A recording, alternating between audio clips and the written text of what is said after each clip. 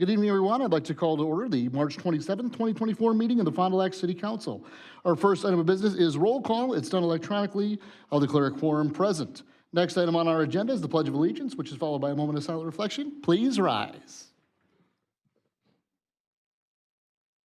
I pledge allegiance to the flag of the United States of America and to the republic for which it stands, one nation, under God, indivisible, with liberty and justice for all.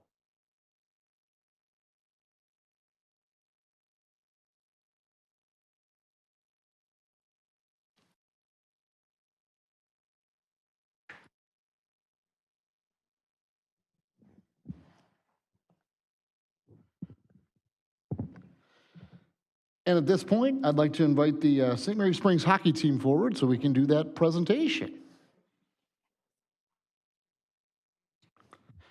And also Representative O'Connor, if you can join me at this time as well.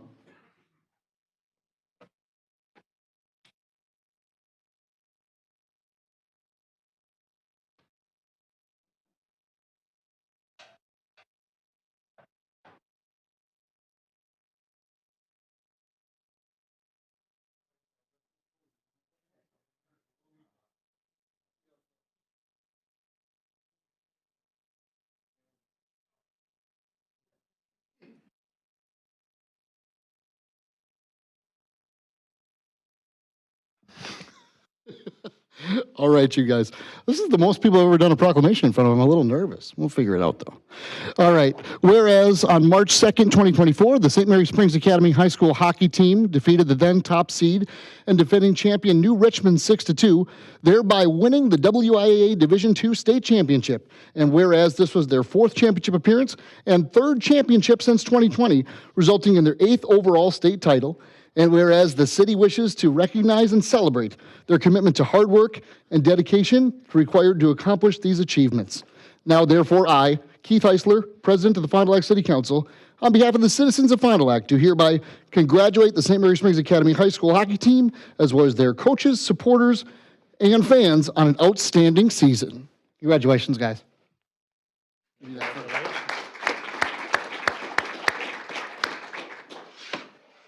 I'm your state representative, Jerry O'Connor, and I'm here on behalf of Senator Dan Fine and myself.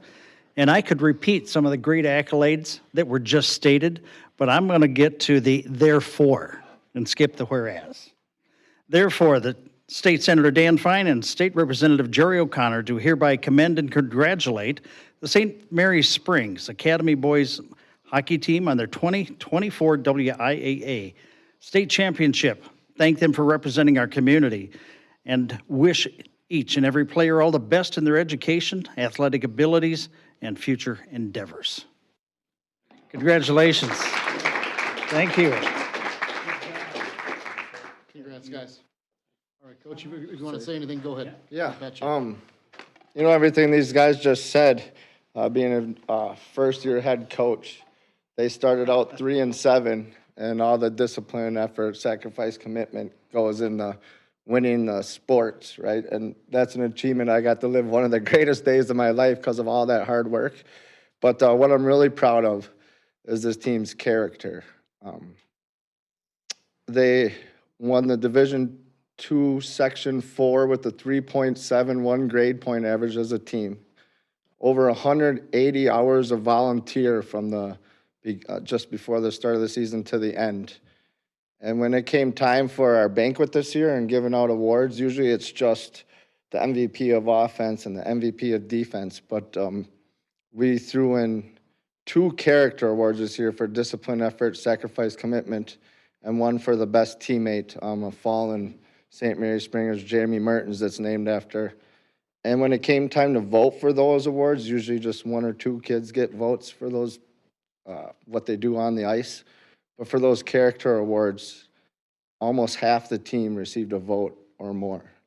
So it really says something about who they are and about their teachers and their school and what they're doing out there. So you got a bunch of future leaders here, and I'm proud to be their coach. And I think I can speak for everyone. I say we're grateful for the recognition. Thank you.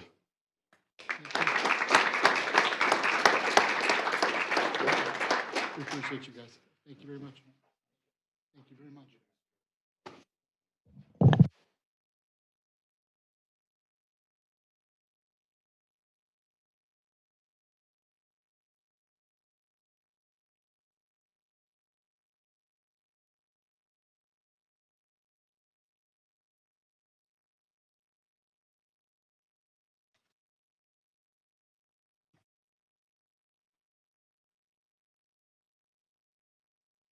All right, and if you guys need to make an exit or would like to at this time, you're more than welcome to do so. If you don't want to stick around for the rest of our boring agenda, we understand. Next on that agenda, though, is public hearings, and we have none. So we'll move on to the consent agenda, which finalizes the proposed actions for the meeting. Consent agenda item A is March 13th, 2024 minutes. B is the list of claims dated the 20th, 2024, and C is a denial of claim for Brianna Tobin. Is there any corrections, discussions about the consent agenda? Seeing none, I'll entertain a motion at this time. So moved by Mr. Schuessler. Is there a second? Second. Second by Mr. Mullen. Thank you both. Any further discussion? Seeing none, please proceed to vote.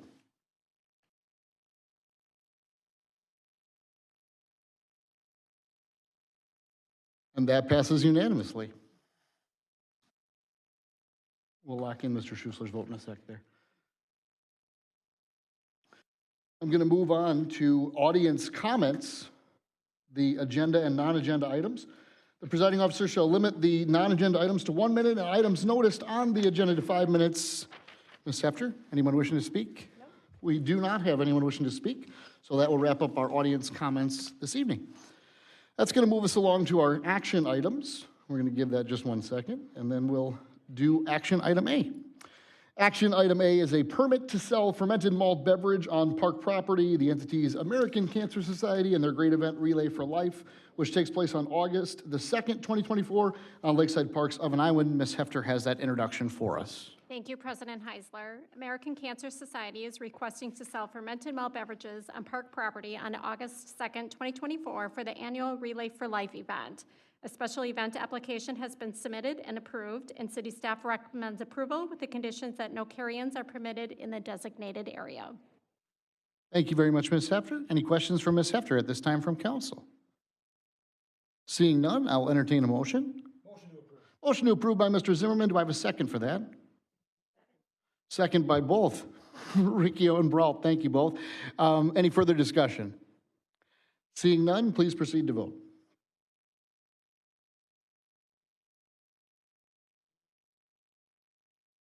And that passes unanimously. So we'll move on to action item B, which is Resolution 9111, a resolution authorizing the waiver of the prohibition against possession of alcoholic beverages on specified public ways. This one's for Fondue Fest. That great festival takes place on September 7th, 2024. Ms. Hefter also has that introduction for us. Thank you again. Downtown Fond du Lac Partnership is requesting the city to waive the possession of alcoholic beverages on public streets for Fondue Fest on September 7th, 2024, per the map provided. No glass containers or carry-ins are permitted in the designated area, and city staff recommends approval. Thank you, Ms. Hefter. Questions from council for Ms. Hefter? Seeing none of those, I'll entertain a motion. Motion to approve by Ms. Brault. Thank you. Is there a second? Second by Mr. Mullen. Thank you both. Any further discussion? Seeing none, please proceed to vote. And that passes unanimously. We're going to go to, I think this is resolution, I've got 9107, is that correct? 9112, that's my fault. Sorry about that. Typo on my sheet there. Resolution granting a utility easement to Alliant Energy at Playmore Park. Nope, not that. Okay, I'm going to go ahead and move this along. Thanks. Wrong copy, apparently. Sorry about that. A resolution authorizing the waiver of the prohibition against possession of alcoholic beverages on specified ways. These are for the DFP night markets on the 27th of June, 2024, July 11th, 2024, 25th of July, 2024, August 8th of 2024, and August 22nd, 2024. Ms. Hefter, it's yours. Thank you again. Downtown Fond du Lac Partnership is also requesting the city to waive the possession of alcoholic beverages on Main Street from Division Street to Forest Ave and a portion of Sheboygan Street for the downtown night markets with the dates provided. Again, no glass containers or carry-ins will be permitted in the designated area, and city staff recommends approval. Thank you very much, Ms. Hefter. Questions for Ms. Hefter from council? Seeing none of those, I'll entertain a motion. So moved by Ms. Ricchio, thank you. Second? Second. Second by Mr. Mullen, thank you both. Any further discussion? Seeing none, please proceed to vote. And that passes unanimously. Thanks, Mr. Mullen, for bailing me out. Let's go to, let's go ahead and move on to the resolution, which is 9113. That's a resolution against the alcoholic beverages for unspecified public ways for the Arbor Day Earth Day Festival.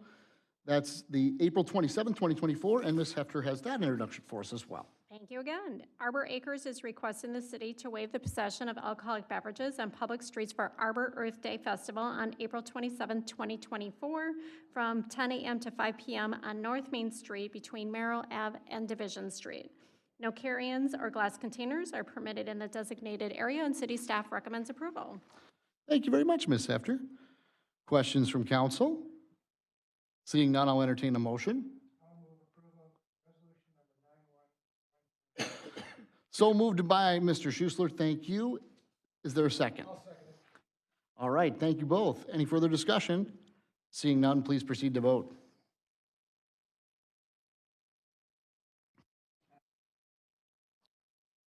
And that passes unanimously. Thanks, everyone. We're going to move on to 9114 now. That's a resolution making reappointments to the Advisory Park Board, Board of Appeals, Historic Preservation Commission, Plan Commission, and Police and Fire Commission. Mr. Moore, the floor is yours. Thank you, Mr. President. Good evening, everyone. What you have before you in 9114 is the nomination of 7 reappointments.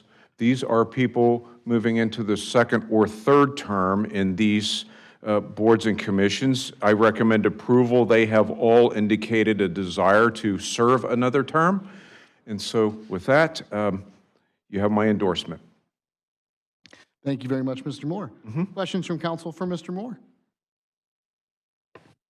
Without any questions, I'll entertain a motion at this time.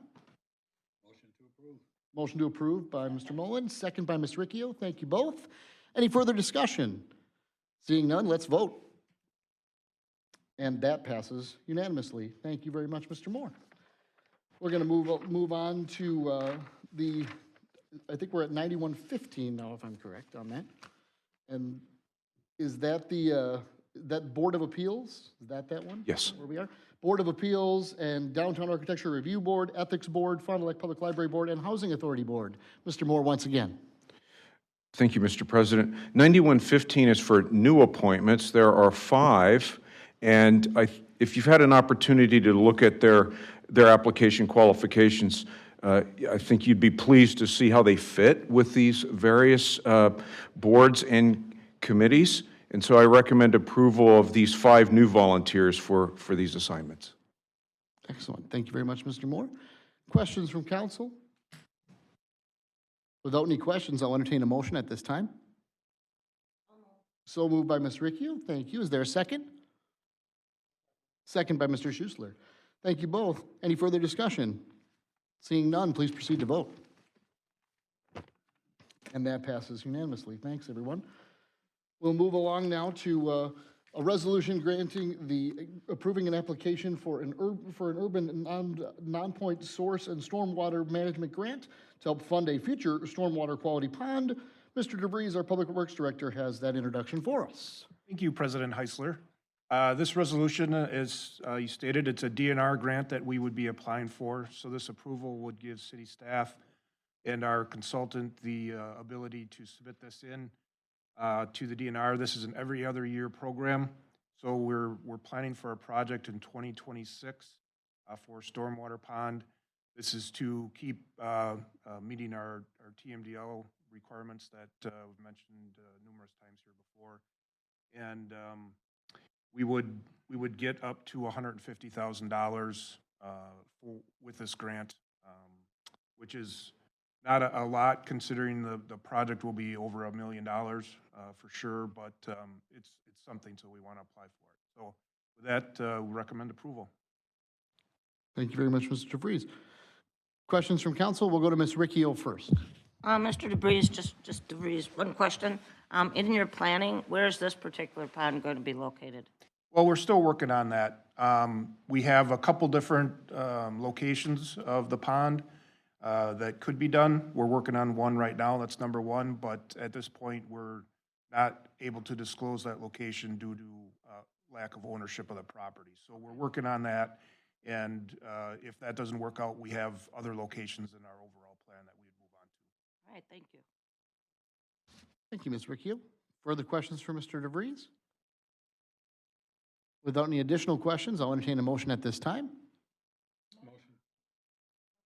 Motion to approve by Ms. Brault, second by Mr. Mullen. Thank you both. Any further discussion? Seeing none, please proceed to vote. And that passes unanimously. Thank you. We're going to move along now to 9117. That's a resolution authorizing a development agreement with Meyer Property Group LLC for the redevelopment of 181, 183 South Main Street. Ms. Benson, the floor is yours. Thank you, Mr. Heisler. So this is a follow-up to our conversation at the last meeting with the redevelopment of the Beer Nuts or the Brickell Building. So you authorized us to submit a CDI grant to the state of Wisconsin for up to $250,000, and then the development agreement is for $200,000 to also help facilitate the project. That'll be a combination of residential as well as commercial. And then there is a forgivable, basically a loan that over the course of a period of time, if he meets the requirements for occupancy standards for both the residential and the commercial, the loan could be forgiven. And so before you is the actual development agreement, and staff recommends approval. Thank you very much, Ms. Benson. Questions from council for Ms. Benson? I'm going to go to Mr. Mullen first. I just want to say how thrilled I am for this project. I think it's very significant being on Main Street and downtown. I read every word of the development agreement, and it's rock solid, so it protects the city, and it also helps out the counterparty to this. So I'm very pleased with it. And thank you for answering all my questions promptly. Thank you, Mr. Mullen. Further questions, comments from council? Seeing none of those, I will entertain a motion at this time. Motion to approve by Mr. Mullen. Do I have a second for that? Second by Ms. Ricchio. Thank you both. Let's vote. And there we go. That passes unanimously. Thank you, Ms. Benson. I think that ends our action items. So now we're on to input items, which, provided my sheet is not incorrect. Again, on this section, it says the annual stormwater report is first, and Mr. DeVries has that. Thank you, President Heisler. So this is another stormwater item. This is the annual report that comes to you each year around this time. It's a requirement of our permit with the DNR. And we included all the detail in the council agenda. Also just highlighted some of the things in the memo, so I won't go through those. But I'll close with saying that our stormwater engineer, Nick Waldschmidt, does a fantastic job every year working on not just this report, but all the items in there. It's part of his duties, and he does a really good job, along with Chris Johnson, our city engineer, as well. So with that, I'd be happy to answer any questions, although there's no approval needed for this report. But let me know if you have any questions. Excellent. Thank you, Mr. DeVries. Are there questions for Mr. DeVries on the report? Let's go to Mr. Schuessler. Yeah, Section 7 talks about the retention ponds, and I was just curious about, maybe I missed it, and maybe it was in there, about the work that's going to happen on Highway 41 and the additional stormwater that is going to be generated. That's not part of the city's stormwater system at all, so that's separate. That's the DOT's stormwater. Okay. We're going to hear from you about that at some point, won't we? If it's going to have an effect on us, that Highway 41 project? That's not part of a city. I mean, we provide comments to the DOT during the process, but it's not something that there's any city in really city. Is there any lobbying the city can do with respect to that? Or outside of the comment process? Not really. I mean, I have fielded some questions on it, and I'd be happy to share that with council members maybe tomorrow, if you'd like me to do that. I can That'd be share helpful. what our response to a inquiry was. No, it's not on the agenda, so yes, that would be great if it could. Okay, I can do that. Thank you, sir. Ms. Ricchio, you're next. Yeah, thank you. Just to follow up on Mr. Schuessler's question, I think he's referring to where the DOT's plans will send more water from like the Hickory Road, Pioneer, 41 area. Sure, that's the response that I have prepared that send you out tomorrow. I know, but my question is, I'm surprised that communities don't have a seat at the table in some small way when DOT is looking at these projects that affects communities. And what's your personal, professional opinion on what their plan option A is? Well, like I said, it's a DOT design project, and you'll see in the written response tomorrow that the amount of water is not really it's not changing. That water still goes to the same spot. With this option, it's the timing of the water because the pipe will be a little bit bigger. Basically, they're getting water off the roadway more quickly so it doesn't stop the interstate traffic. But it ends up, the volume and the, It's exactly the same as it is ends today. up the same as it is now. Yep. Okay, that's what I wanted. Thank you. Thank you, Ms. Ricchio. Any further questions or comments from council for Mr. DeVries on this plan? Seeing none of those, thank you again for your time on this, Mr. DeVries. It's always great to hear, and a lot of thorough work went into this, as you mentioned. It's very, very detailed, and we really appreciate being able to be caught up on this. We're going to move on to input item B, which is the ARPA project plan update. Our Director of Administration, Ms. Davey, has that for us. Thank you, President Heisler. So tonight, the update will have two different sections to it. First, we'll discuss some changes that we need to make to amend the current project plan. And then the second piece of it will be an update on the food hall per Ms. Ricchio's request from the last council meeting. So the first change that we need to make, I have highlighted in the memo that's up on the screen in yellow. This is really just a housekeeping change to move the $375,000 that we had earmarked for the partnership with the county related to the fairground stage, to move that up to a project line in the approved plan. I heard from the county today that they have signed all of the agreements and the contracts to move forward with this, so they're going to be starting the work on the stage at any time, and then we will be ready to transfer our commitment to them when they're ready for it. The next piece of the changes will deal with the second sentence that's highlighted up there. It is now clear that the ARPA project totaling $800,000 approved for the catalytic downtown historic project cannot move forward in time to meet the ARPA spending deadlines. What's important to note about this is that it's still a good project, it's still a viable project, it still needs to move forward. It won't be at a position that we will be able to enter into any type of contracts and make any commitments by December 31st of this year. That is our deadline when we need to have contracts in place, purchase orders issued, and this project just won't be at that point by that deadline. So we've decided we needed to pivot from that project and come up with a way to reallocate that $800,000. So city staff, we got together and came up with a list of one-time projects.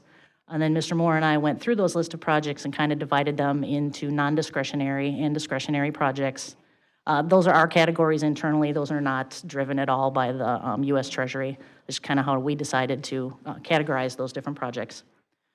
So the non-discretionary projects are those that are more time-sensitive for us. They've been bid. The bids came in over budget, so we need some additional funds to complete those projects.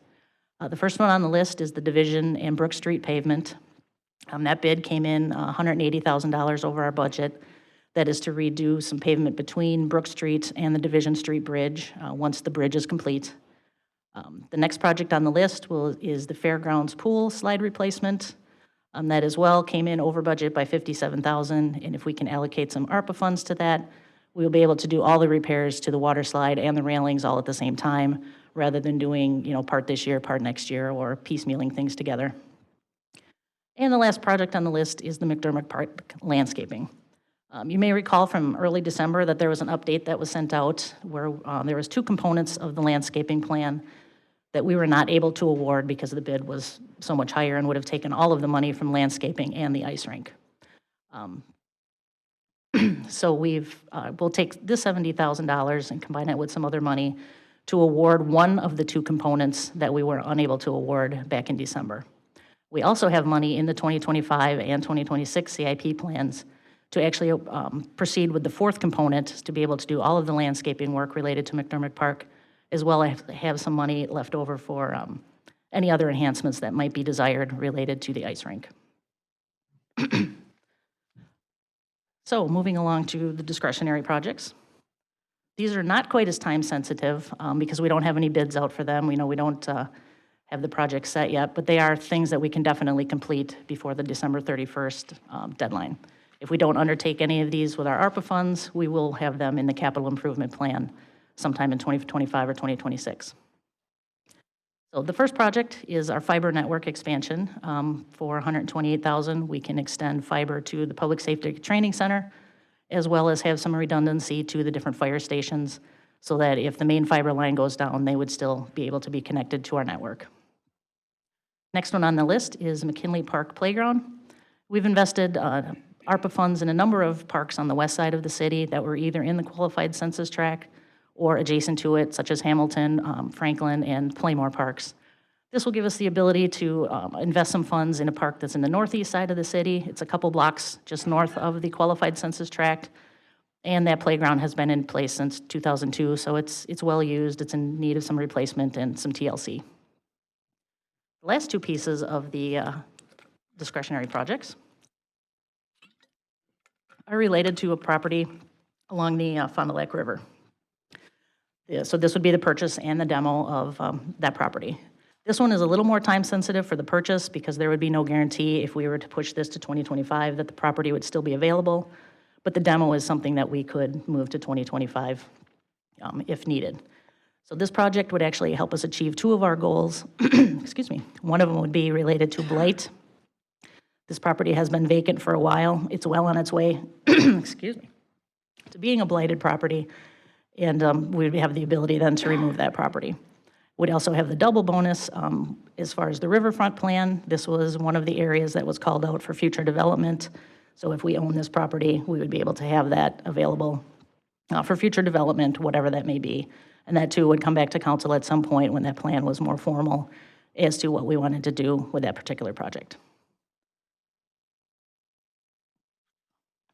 So I look forward to any of your comments and input that you have on the discretionary projects, any changes that you'd like to see. This will come back to the council at the next meeting to approve an amended plan. And then once that discussion wraps up, like I said, I'll turn over to Ms. Benson for an update on the food hall. Thank you very much, Ms. Dean. We'll start questions from council, and I think we're going to start with, are we going with Ms. Brawl first? Yeah? Go ahead. Sorry, I wasn't sure if we were going to listen to Ms. Benson's update yet. Oh, I'm sorry, I didn't see I didn't see the mic on. That's my fault, totally. My fault, 100%. Go ahead, Ms. Benson. Mr. Heisler, we can proceed with this and then wrap up with that. Oh, that's, okay. All good with that, Diane? I'm good with it. Okay, that works for us then, too. Okay. Thank you. Cool. Well, so first of all, thank you, Ms. Davy and Mr. Moore and all the city staff who've put work into this, having this unexpected allocation that we now have to figure out where to use those funds. I'm sure there was a lot of things that came up, and obviously the non-discretionary, we have these projects in place. We should continue to be funding what we've started, and so I'm glad we now have these funds available to make these projects happen. So as far as the discretionary projects go, I don't have a problem with any of these suggested projects. They all sound great. My suggestion, though, is since we have some funding available, I'd really like to see us put some money towards childcare. I know last night we had a city council candidate forum, and we had a lot of talk in that forum about childcare. All of my fellow council members know that that's an issue that I'm really passionate about. We've talked about it here at council. So one of the things that I would like to suggest is that we put some funding towards the Boys and Girls Club. I know this would not really fix the childcare problem because it is so big. I think we need to see a lot more investment just across the board. It's not a problem that I think the city of Fond du Lac can fix, even if we used all of this money towards childcare. But the Boys and Girls Club is just an amazing organization that really serves some of our youth that are most in need of childcare. It helps parents with really affordable programs. And, as much as I'd like to see these other projects done, I'd really like to see us put some money towards our youth in a way that would really help our families here. So I'd be interested to hear what other council members think. Thanks, Ms. Pearl. I'm going to go to Ms. Ricchio next. Ms. Davies, so I need to ask, before we go into what the money might be used for, what was the holdup on us being able to satisfy the December 31st, 2024 mandate? The project with the developer was just not going to be at a point where we could enter into a commitment with the developer for that project. Oh, so there's a developer on the project. The city's not going to own that property, No, the kitchen, whatever? this is a different project. This is not the food hall. Say that again, please? This is a different project. This is not the food hall project. Oh, This was a catalytic downtown project to help restore a downtown property. what downtown property was that? This one has just totally left my mind. It's the former Elks Club on Sheboygan Street, and that project just cannot go this year. It's not going to be ready to be under contract, and so it's not going to make it by the end of December. So that group isn't moving into that building and they don't need roof repair and elevator and all that? Oh, no, that's all still viable. That's all still intended to happen. It just cannot happen in the ARPA, by the ARPA deadline. And so we need to move away from that project in the context of the ARPA conversation, because that money needs to be allocated to projects that we can do. And this one on Sheboygan Street, we cannot do in the time allotted. But will that developer come back to the city for more funding at a future time? Probably, but I don't know. You know, we had the money available now. Right. Because of ARPA. Right, that's right. That's almost $1 million that might not just be available. I totally understand that. There's no way to save it. We can't put it in the bank. We have to deploy this money. Yes. Okay, thank you. You're welcome. Also, like for instance, the concrete work on Division and Brook, Taylor Park, how would those, so what we're talking here is about reallocating $800,000. Correct. How were those two, just in particular, going to be paid for prior to this? We would have had to delay other projects. So that wasn't in our capital improvement budget? Or you're saying because of the overage? Because of the overage, correct. Yeah. So, I'd like to see more information on, I applaud you and Mr. Moore and whoever else you had work on this, and it's not easy. You know, it's like picking which children you like most or something. But, I appreciate that laughter, Mr. Mullen. I'd like to see it. Are you going to come back to us next time and say, vote on this 800,000 and here's what it's comprised of? Or vote on Taylor Park, vote on McDermott Park? What are you going to come back to us with? And I'd like to see a broader range. I kind of agree with Ms. Brault that, you know, childcare is an issue. I personally think some of this money should go for housing, like to help people with down payments. Because I see that as the real barrier to getting into property ownership. And if we could give out, you know, if I'm approved at the bank for a $180,000 house, and the bank has written that and I'm approved, but I don't have the down payment, we could help 100 people with less money than this get into home ownership as long as they're qualified to get a loan from a bank by providing the down payment. And the down payment is what people lack. They're able to afford this exorbitant rent, which in many cases is higher than their house payment would be. So I love all these projects. I love all my children, the same and differently. But I'd like us to have some more choices and answer the question about, are we going to present it with a package for the 800 or item by item? Sure. It would be a package for the 800,000, so you'd see the plan with a minus 800,000 and a plus with whatever projects were decided. But the purpose of tonight is to get your input, to get a consensus on what council would like to see as far as all the pluses that we would add in to that plan. I'd like to see individual votes on each of those issues. If it takes another 20 minutes in a meeting, I just don't want to vote on this thing as that $800,000 package with just a couple weeks' notice. Okay. Thank you. Thank you, Ms. Ricchio. Mr. Schussler, you're up. Hey, the city's not a social service agency, and start talking about helping people with down payments and all that, that's going down a pretty vague and risky road, I think, even though I'm all in favor of anything that can be done to help people improve their ability to get housing. I think the Boys and Girls Club has merit and fits in with parameters of ARPA. So I would be in favor of switching from these riverfront projects over to that, as suggested by Ms. Brodt.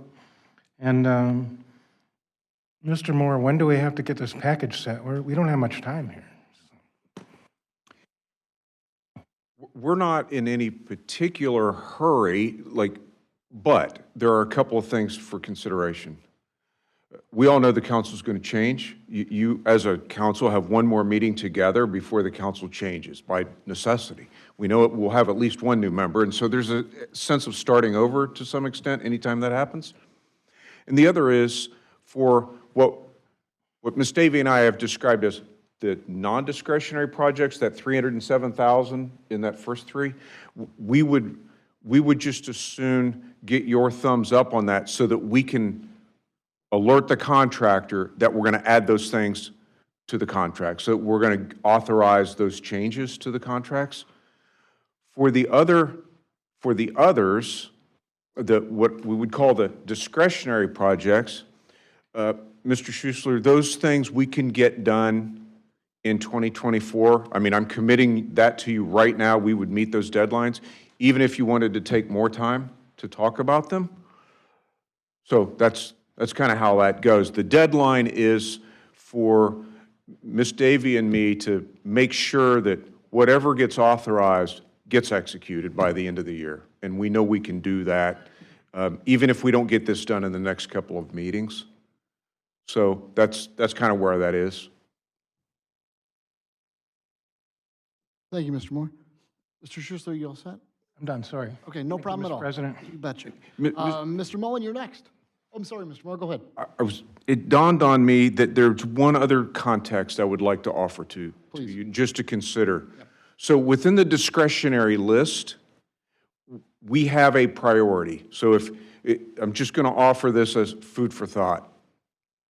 If you were interested in trading out something to force something, the list you see on the screen in the discretionary projects goes from the lowest of the low-hanging fruit to what we would like not to lose. So in this case, if you wanted to trade something out, my recommendation would be trade out the fiber network expansion. We'll land that in a capital improvement plan in the future. Going down to the other end, I would recommend that we keep the 175,000 in for the purchase of a property so that we don't get surprised by some other person or entity that makes an offer on that property. Now, that property's been listed for a long time, so that hasn't happened, but you never know. And so we've listed these in that order, and I wanted to give you that context so that you can see each one of those four has an associated dollar value, so that'll maybe help you put that all in context. Thank you, Mr. Heisler. Bet, appreciate that perspective, Mr. Yep. Moore. And I'm going to go to Mr. Mullen next. You're in the queue, sir. Thank you. I like the idea of giving the Boys and Girls Club some money, some of this ARPA money. They provide a great service to the community. And also, kind of the child care aspect of it, because they do a lot of that, and not just, the 9 to 5 all-day child care. They're also providing places for young people to go, maybe when they're out of, the time between they get out of school and they get home. So childcare is a big problem. There's a real limit to what we can do as municipality to solve it. But this is one way where we can actually make a tangible difference. So I'd be in favor of that. And then on the catalytic riverfront project, I've had a couple questions from constituents, and so I just want to go through my understanding of that, and you or Mr. Moore or Ms. Benson can correct me if I'm wrong. So the plan that we have in place, that's aspirational. That's a roadmap. It's not, for set projects. Right. Correct? And it consists of the three focus areas and then the riverfront development area. And the property in question is in that riverfront development area section or part of that project. And at this time, almost all of that land around there is privately owned. Is that correct? Yes. We have 1.25 million in the CIP out through 2028. So this is not something that's going to happen all at once. These projects are going to be done in phases, i.e. individual projects are going to be done kind of one at a time. And I'm assuming that the final plan for any one of these pieces, which may or may not include updates, will come before the council for approval before we spend that money? That's correct. Okay, that's all I wanted. That's all I got. All right. Thank you, Mr. Mullen. All right, I'm going to go to Ms. Ricchio next for your second opportunity on this. Okay, thank you. Mr. Moore, Yes, ma'am. on the non-discretionary, the top three, Yes. you're saying that there's no real urgency, but there is some urgency in order to let the contractors know and things like that. That's correct. But if these were all planned projects anyway, this isn't like out of the blue, like, oh my gosh, we're doing McDermott. These people they already know what they're doing. That's correct. There's great opportunity to make up any shortfalls when you have those contractors in hand. Let's use McDermott. Okay, that's a good one.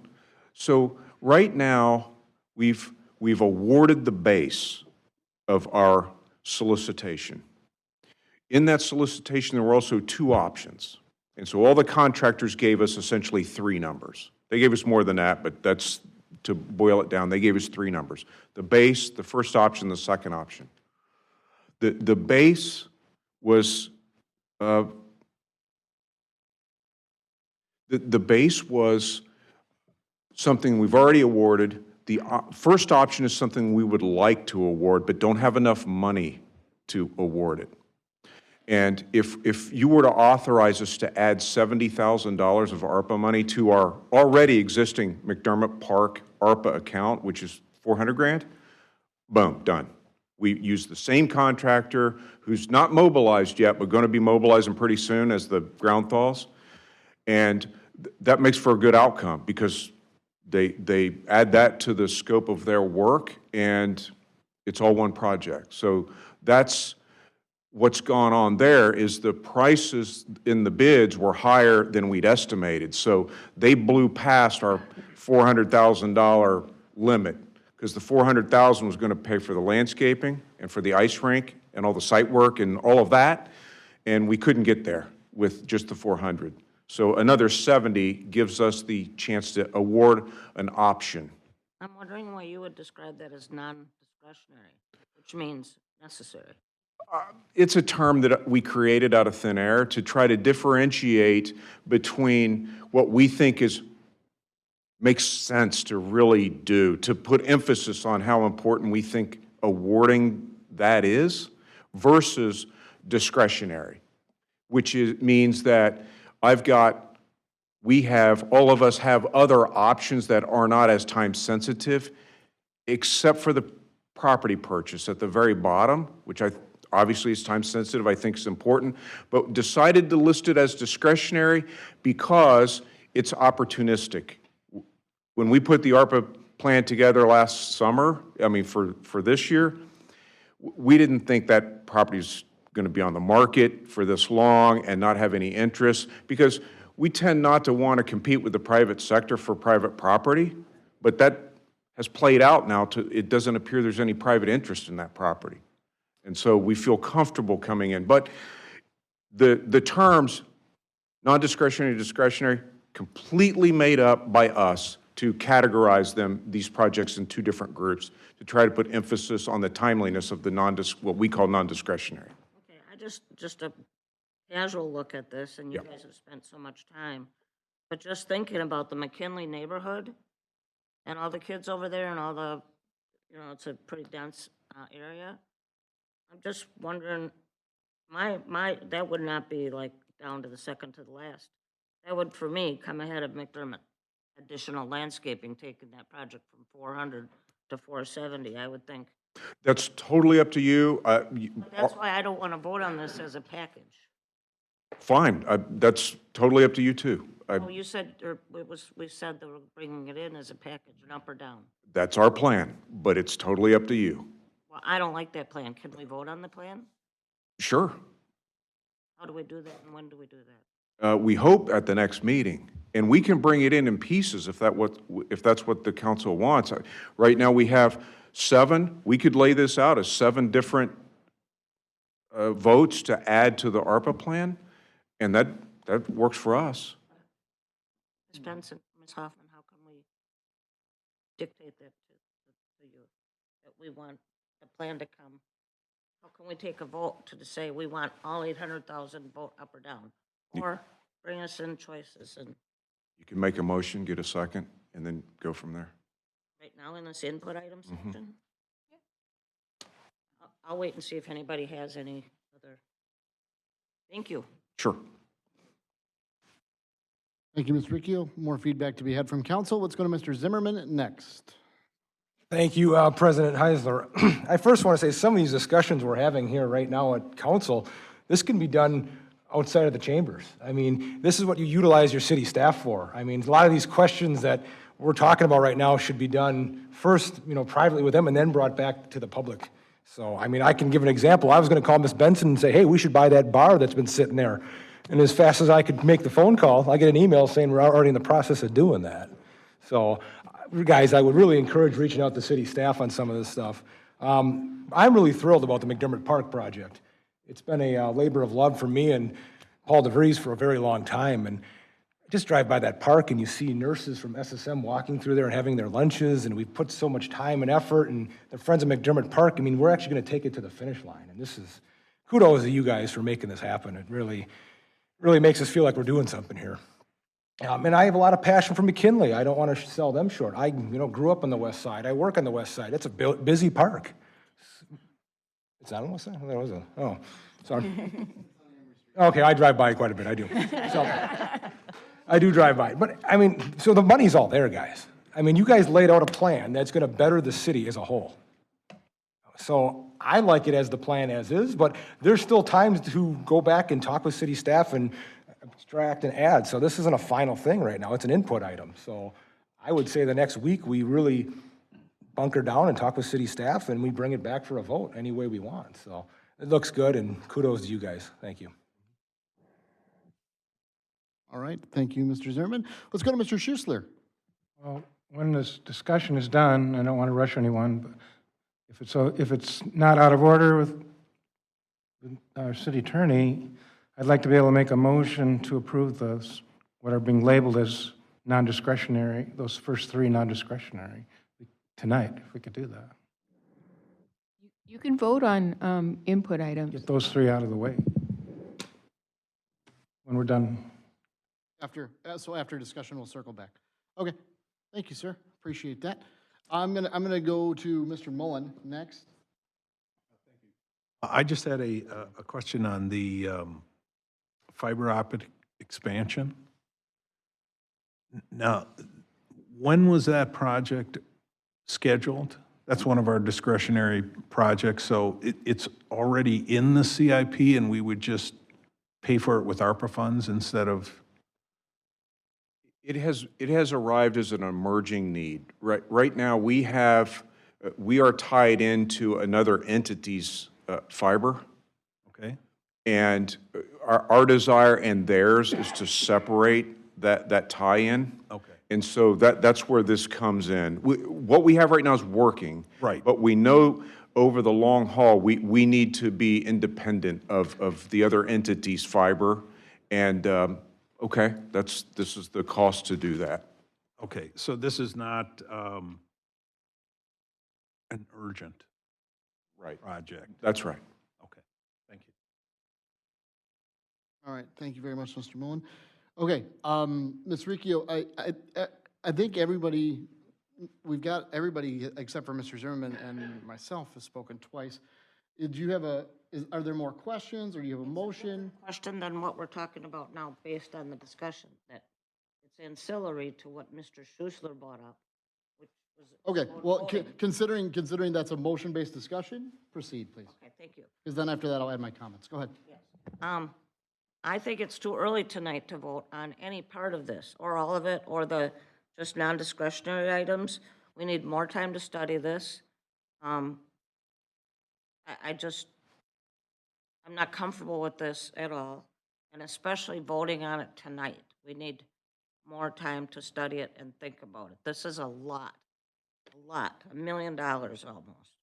And everybody's ideas and things they want are great. And this calls for some discussion, and I like discussing this in public, in this forum, where it's being broadcast, rather than have 7 of us always calling each of you individually and bothering you all day long. I want my questions out in the public, and I want the answers in the public so that people are hearing this and not just private conversations I'm having with city staff. This is too much, too soon. We need time to talk about it and get input from our constituents, rather than just take this into our own hands very quickly. Mr. Mullen? Just on the question of voting all or part of this in, I'd be fine with voting in the non-discretionary parts of of this, and then coming back and talking about the discretionary projects individually. That's all. Thank you, sir. Appreciate that. Ms. Brault? Yeah, I'll just add my thought that I have to agree with Mr. Mullen. As I said kind of earlier, that these are projects that we're already in progress. So I really don't think we need to spend more time discussing them if we know the amounts that are needed here. I mean, the only one really in question is McDermott Park, because I know there were some options we could discuss. But as Mr. Zimmerman said, you know, McDermott Park has been kind of a long-going project that would be really good to see us really complete if we could with this funding. So I would be comfortable with voting on the non-discretionary listed projects tonight and then having our further discussion on the discretionary. Thank you. Thanks, Ms. Brault. Anything else from anyone else? Okay. I'll speed through my comments, and then we'll go from there, because I know that, and then I'll go back to you, Mr. Schuessler, if that, okay. I would say here's where I'm at on this. Knowing that the fiber network expansion, we're okay for now, I would 100% concur with what Mr. Schuessler said, what Ms. Brault had brought up, what Mr. Mullen had said. I'm very much in favor of allocating some funds to the Boys and Girls Club. I think that's a really, really great move, and I'd be pleased to see ARPA dollars go in that direction, knowing that we have some time on that other project. With that being said, every other project listed here, discretionary, non-discretionary, I'm 100% confident in. I appreciate all the time that's already been put into these. I think that's a great thing. I have no problem with voting on the discretionary stuff individually if that makes counselors more comfortable. I completely concur, though, that the non-discretionary projects, I'm very comfortable proceeding tonight as well. I think, and the other thing that I would say, and no disrespect to our incoming colleagues, whoever those folks may be, but we're the ones who put all the work into ARPA over the course of several years. And so I sure would like to see us wrap up ARPA funding and allocations before we change councils. That's I feel very strongly that Mr. Moore made an excellent point when he said there is an element of starting over to this. I'm not interested in starting over. So I want this buttoned up next week on some level. So with that being said, if I had things my way, and I know I'm only one person, but I would be very much in favor of voting on the non-discretionary projects tonight, discussing those discretionary projects and having votes on those the following meeting. That's where I'm at. So with that being said, I'll turn that back over to Mr. Schuessler, as I know you've got a motion you'd like to make. Approve the Division Brook Pavement Bridge, $180,000, Fairgrounds Pool Slide Replacement, $57,000, and McDermott Park Landscaping, $70,000 as budgeted ARPA projects. As listed in the non-discretionary projects, so. Right. So the motion on the table is to approve the non-discretionary projects this evening. Correct. Well, stated by Mr. Schuessler, second by Mr. Mullen. Further discussion on that at this point. Ms. Ricchio, buttons pushed, it's yours. This is very reminiscent to me of a prior council who took a really big decision regarding Lakeside Park, something that mattered to all the people, and made it, and they've been slammed for it ever since. This is very reminiscent. You would think we were talking about something simple, like, you know, putting a couple shrubs over by McKinley Park or something. McKinley Park has been in the mix for many, many years, too, and those citizens and that neighborhood deserves. And I just feel like we're putting some false narrative under the speed at which this has to be done. And we can all sit up here and say, I think this, I think that. What about the people? I want them to be able to call me tomorrow and email me tomorrow and tell me what they think, not just 7 of us sitting up here and deciding what should be done, like a mini kingdom. This is reminiscent of old practices that I am not comfortable with, and I will vehemently oppose this. I want to hear from the people. We all talk about hearing from the people. That's who we need to hear from. And I'll have a motion after we vote on his motion. Mr. Zimmerman, you're next. I guess the only comment I would like to make is the agenda's been out for over a week, and I haven't heard one citizen call me, so I don't think there's a deep concern over anything we're doing here tonight. Otherwise, we would have heard about it by now, believe me. So I'm fully supportive of the motion, and let's carry on.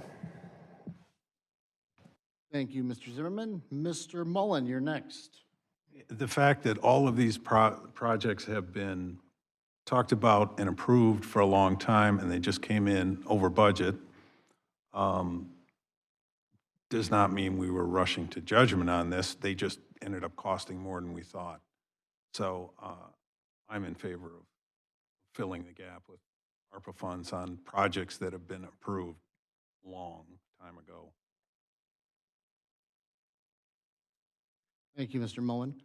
At this point, I'll just add my comment that I couldn't have stated that any better. I think everything we're discussing in this particular motion here and everything else that we discussed with the exception of the one shift is something that's, these things have been in the pipeline for a long time, and these are basically using ARPA dollars instead of CIP allocations, which is a good thing when we have an expiration date on the money. That's all I'm going to confirm with that.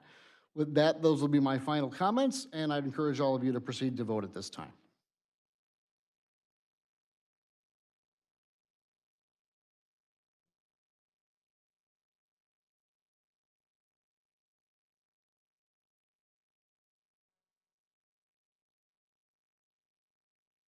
And that passes with Ms. Ricchio opposed, the rest of us affirming. With that being said, that takes care of that motion. We're back to the original input item. Ms. Ricchio, you said you had something you wanted to follow up with to close this out. In light of, this is a new day, and even though these projects have been vetted, so have others that have been narrowed down by city staff, which I trust. But you're not the only voice here. We're a voice too, and the people are a voice too. So this is a new day. All the projects, the ones that you didn't put on this list for tonight, those are projects that are still out there that we vetted previously. I want more choices and more time.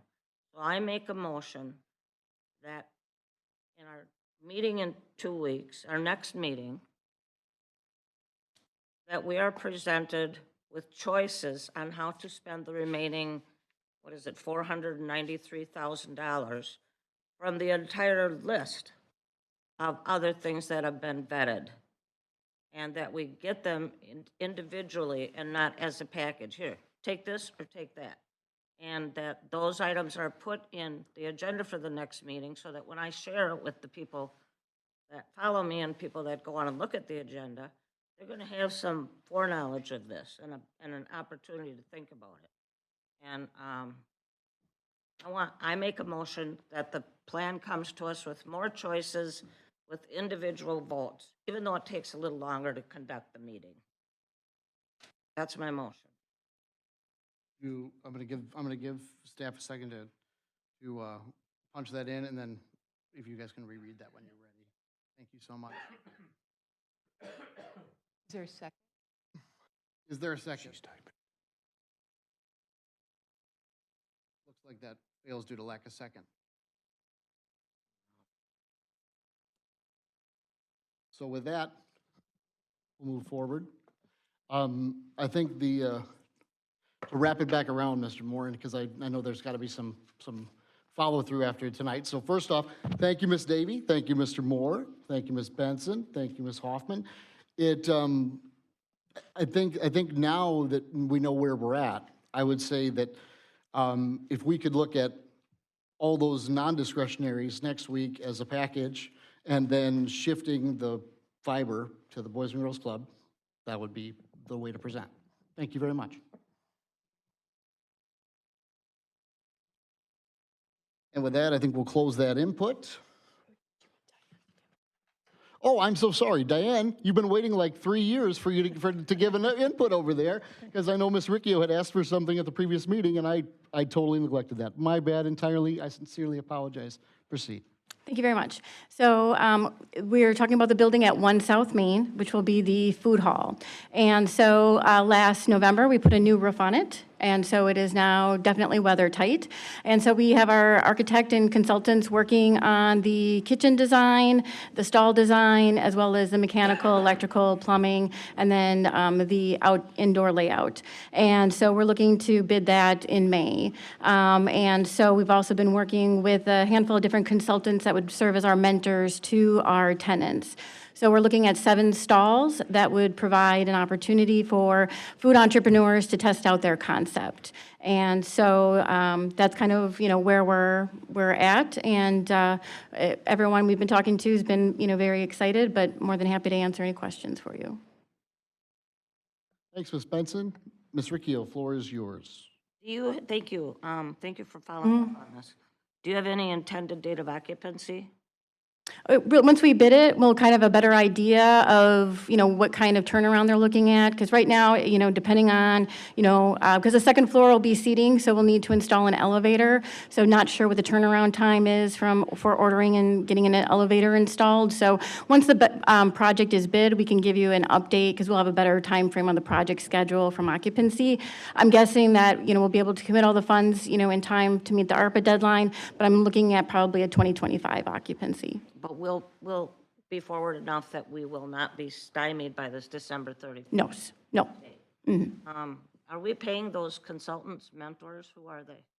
The architect. So they're probably, in order to, bid out a project, you need the architect. So yes, they are being paid from the project. No, but the people that you said are talking to potential people who want to serve. So we're talking to consultants that would. We're not paying them right now. Right now, we're just talking to find out what kind of services they provide. We haven't gotten into any kind of payment for those. None of that. We're just talking to see what kind of services they provide and whether or not we do want to work with them, and if so, what that structure and partnership would look like. But we're not paying anybody. How do you go find, I'm just wondering, how do you go find? It's word of mouth, and once people find out that you're looking to do a food hall, people are like, oh, you should talk to this consultant. They served as mentors, and so they're all over the country. And given the joys of the virtual world right now, a lot of things can be done remotely. So it's really been word of mouth as we've been sharing that we're looking to open the food hall, that we've been given these different recommendations to look at. Have you been working with Envision on this at all? We've been working with the Downtown Fond du Lac Partnership. Not with Envision, though? As of right now, no. Is there a plan to? I think we have to wait and see what actually comes out from these others who specialize in working with food entrepreneurs and getting them from the beginning to the end.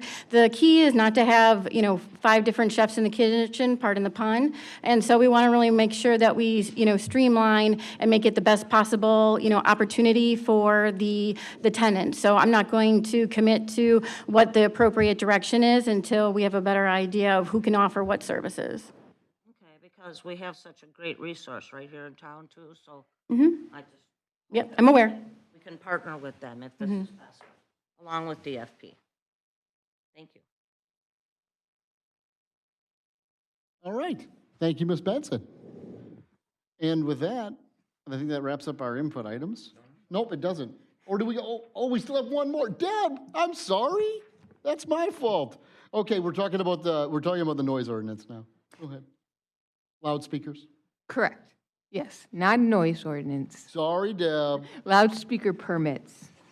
So at the last meeting, you basically asked for this. So what I provided is, in addition to our existing loudspeaker and amplifying systems ordinance 500-4, we added a 7.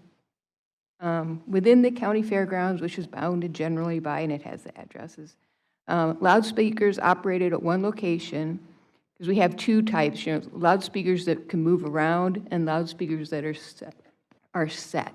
So this is a loudspeaker that's set. They shall not be operated on Sundays and holidays after 7 p.m., subject to the exception of the Fond du Lac County Fair pursuant to later in our code where we make that an exception. So there's your, and certainly if you decide you would rather have it be 6 p.m. or 8 p.m., we can make that change now. Or have that discussion now. All right. Thank you, Ms. Hoffman. Mr. Zimmerman, I'm going to go to you first. President Heisler, I think this is a great compromise. It's no secret I live right by the fairgrounds, and everybody knows it. So I've had a lot of concerned citizens come to me on this, and you know, they really expressed that they wanted it to be quiet on Sundays so they can enjoy family time, and that makes a lot of sense. And the debate I heard a lot was, should it be 8 o'clock or should it be 6? Well, here's the compromise. We picked 7. I think it's perfect. So, you know, is everybody going to be happy? No, but I think it's fair from what I've heard from the citizens, and it's a good step moving forward. So thank you, Deb, for all your work on this. Thank you, Mr. Zimmerman. Mr. Schuessler, we're going to go to you next. My neighborhood as well. That's like directly as yours. I think 6 p.m. is perfect. Enough is enough. Okay. All right, thank you, Mr. Schuessler. Does that conclude those comments from you, sir? Okay. I'll go to, where we go, Miss Brault, you'll go next. Thank you. Well, I just wanted to share, I had a really good conversation with Craig Walters over at the fairgrounds, because one of the things I was wondering about is what he felt about if we had a specific section in our city ordinance about the fairgrounds. And I told him that we were specifically thinking about Sunday evenings, and he said that he felt like that would be a good compromise. But I also, in that conversation, really learned that he is doing everything that he can to try to work with the neighborhood, work with the people who are interested in renting facilities, and trying to find ways when there are problems to change things, mitigate the situation, and figure out how to keep learning from what's going on.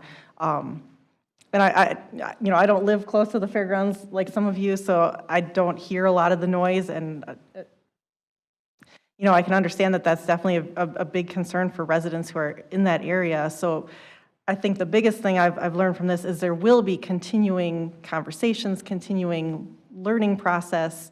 So this does not have to be the be-all, end-all of what's going to happen at the fairgrounds. And we're really lucky that we have some really great people working over there that are trying to make sure that everybody's happy. And obviously, you can't make everybody happy all the time, but we're trying our best. So I think the 7 o'clock time hopefully will be a good start for residents who are concerned about noise in that area. But I just want to make it clear that, we're still here to listen. We're still here to adjust if needed. But thank you for bringing this to us. Thanks, Ms. Brault. Mr. Mullen?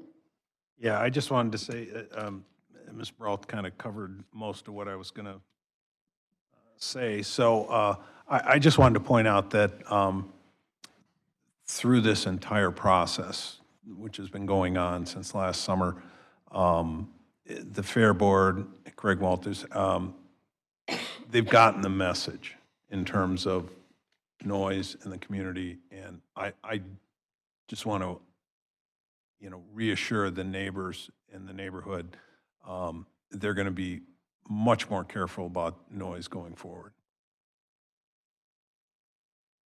Thanks, Mr. Mullen. Ms. Ricchio, you're next. Yes, I'm accepting of this 7 o'clock compromise.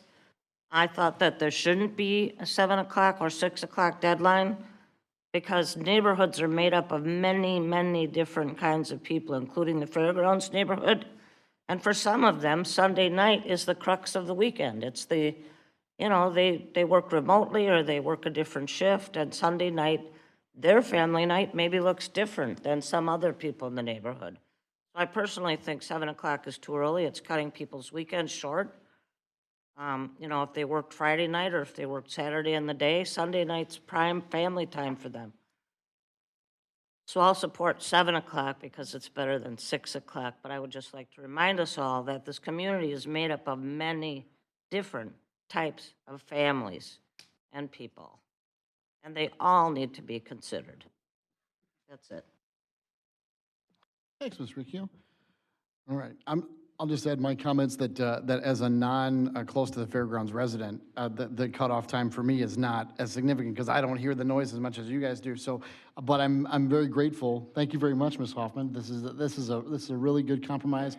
I know there's a lot of work involved. Thanks, Ms. Brault, for the perspective from Craig at the fairgrounds. I know Mr. Moore's had a lot of conversations over at the fairgrounds too with Craig, and I know Craig's really tried really hard to make that a better situation for all involved. This to me seems like a great outcome for us. And I think my initial concern was, are we going to do anything that would upset the county?